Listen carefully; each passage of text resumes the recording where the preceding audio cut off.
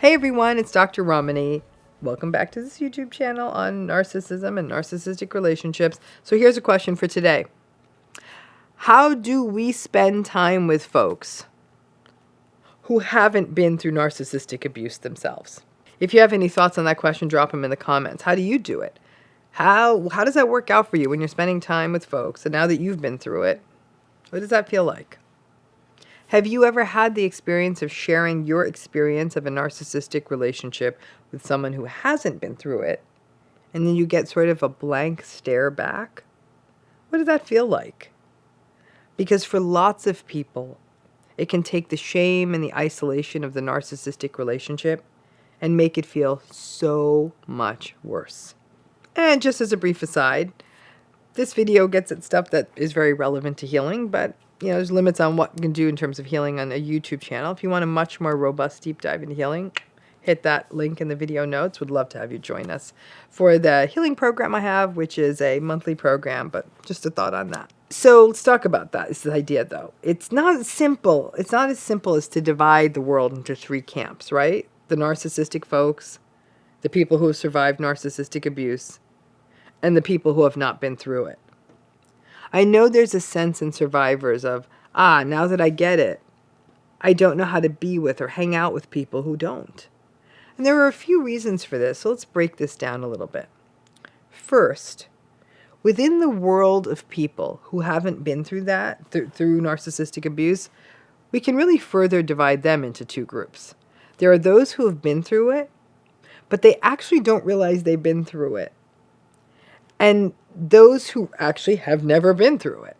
Now let's go, that first group is tricky because in that group, there may be enablers or they may be people who are in such denial that they will deny your experience. The second group is tricky because they simply do not have a template for this. And in a way, they come from a place of what I call psychological privilege. These are the people who won the human lottery. They were born into a family surrounded by love and encouragement and support and consistency and safety and freedom from abuse. That actually does happen for some people.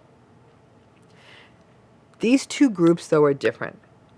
The ones who are going through it but aren't aware, they have the risk of really minimizing what a survivor is going through, because they want to protect their own narrative, because that's how denial works, right? So they're acting like their relationship is good, but you can see that their relationship is toxic. It can actually kind of feel a little bit triggering for you to watch someone else get narcissistically abused. I find it very unsettling to watch other people get narcissistically abused. And then that person, though, may actually turn around and tell you that, well, maybe you read your own situation wrong. It can feel enabling. It can feel messy. So those folks are not always going to be good for you, especially in the acute stages of healing. The other group, the psychologically privileged ones, that group gets interesting. I do know a few people like this, not many, but a few.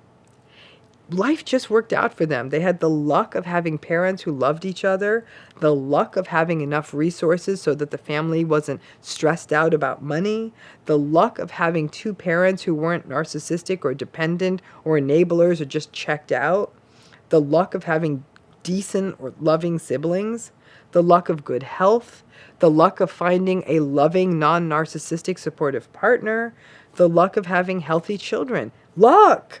Lots of luck. These are often, can be nice people, just nice people. They better be after all, the way everything's kind of gone their way, right? But they literally do not have the chip in their brain that allows them to process this ugly mess of narcissism and what it does to people. They often hold hope for change in others. They may have very optimistic outlooks. They may believe in justice and the fundamental premise that life is fair. Your psychologically privileged friends may listen, they may be kind, they may do nice things with you, for you, but ultimately they're just not going to get it. It's foreign to them. It doesn't compute. It's unique about narcissistic abuse. As a result, many survivors may feel a sense of shame or even a mild sense of dissociation when they are around people who have actually not been through narcissistic abuse. Survivors of narcissistic abuse often carry this sort of strange, unwanted burden of being truth tellers. After experiencing toxic, really toxic relationships, survivors of narcissistic abuse become sort of living proof of how badly people can treat each other. And when you are around people who simply haven't seen or experienced this, it can create friction, tension, and discomfort. In simplest terms, people who have survived narcissistic abuse are reluctant walking monuments to injustice, reminders that life is glaringly unfair, that bad guys win, good folks lose, and the karmic scales don't always equal out, and that we live in a society that keeps enabling, emboldening, and cheering the antagonistic and manipulative folks on. That said, these folks who haven't been through it, they may try to meet you halfway. Bless them, they may. And they may not shame you or blame you, but both of you silently come to the understanding that you've been through something that they fully won't get. A truly empathic person will do their best to meet someone where they are at. And in that way, you can still navigate these friendships.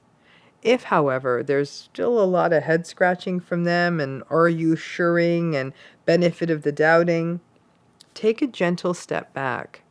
Maintain those boundaries, because such friendships may evoke shame, especially at times of vulnerability.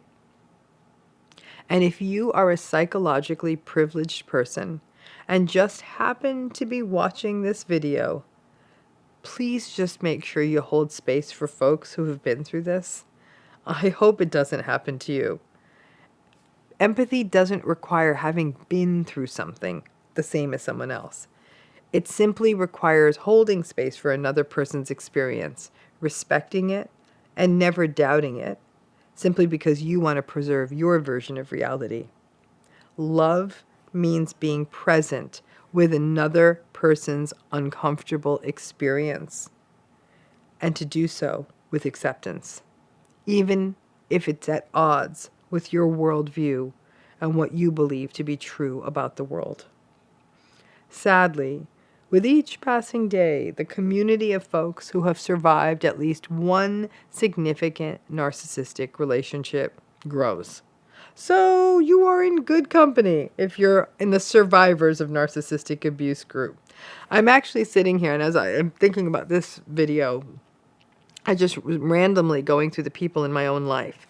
And I was thinking, it kind of comes down to 50% yes and 50% no in terms of who have been through narcissistic abuse. And in that 50% of people in my life who have been through it, 50% of them get it, and 50% of them don't.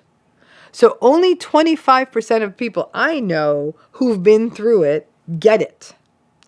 Survivorship is a process, and as you get stronger, you will feel a bit more steadfast in the midst of the folks who haven't been through it or who don't get it.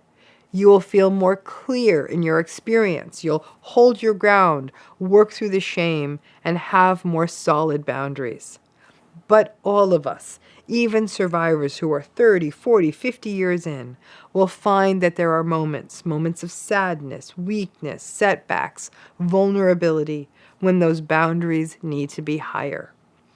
Survivors of narcissistic abuse carry a lifelong legacy of having to be their own protectors going forward, of having to gatekeep and be discerning and watchful, to set boundaries and take the time we need, to not throw caution to the wind. It's not a luxury that survivors have. More people in your life than not don't fully understand narcissistic abuse, so this can feel like a lonely process and at times bring up shame. But take a minute.